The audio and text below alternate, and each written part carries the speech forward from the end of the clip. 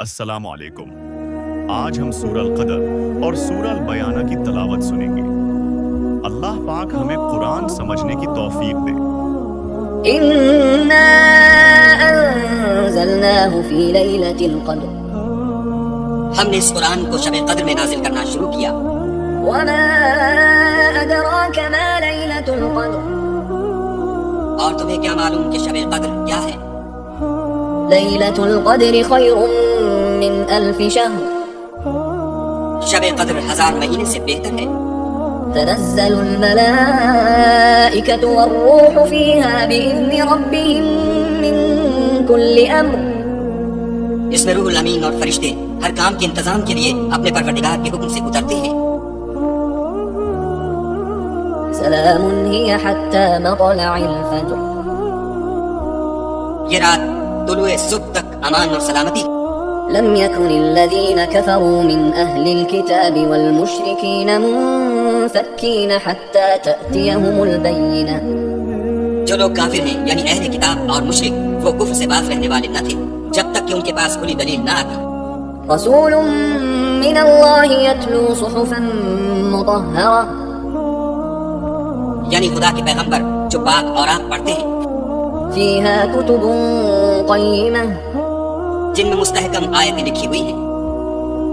وما تفرق الذين أوتوا الكتاب إلا من بعد ما جاءتهم البينة اور اہل کتاب جو متفرق و مختلف ہوئے ہیں تو دلیل واضح کے آنے کے بعد ہوئے ہیں۔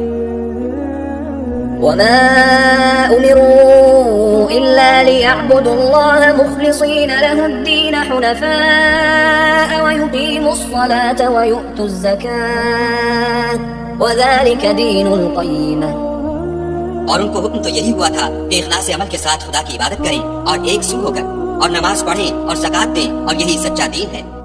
إن الذين كفروا من أهل الكتاب والمشركين في نار جهنم خالدين فيها أولئك هم شر البرية جو لوگ کافر ہیں یعنی اہل کتاب اور مشرک وہ دوزخ کی آگ میں پڑیں گے اور ہمیشہ اس میں رہیں گے۔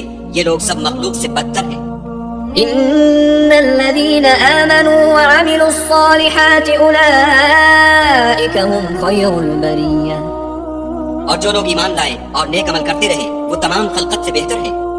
جزاؤهم عند ربهم جنات عدن تجري من تحتها الأنهار خالدين فيها أبدا رضي الله عنهم ورضوا عنه ذلك لمن خشي ربه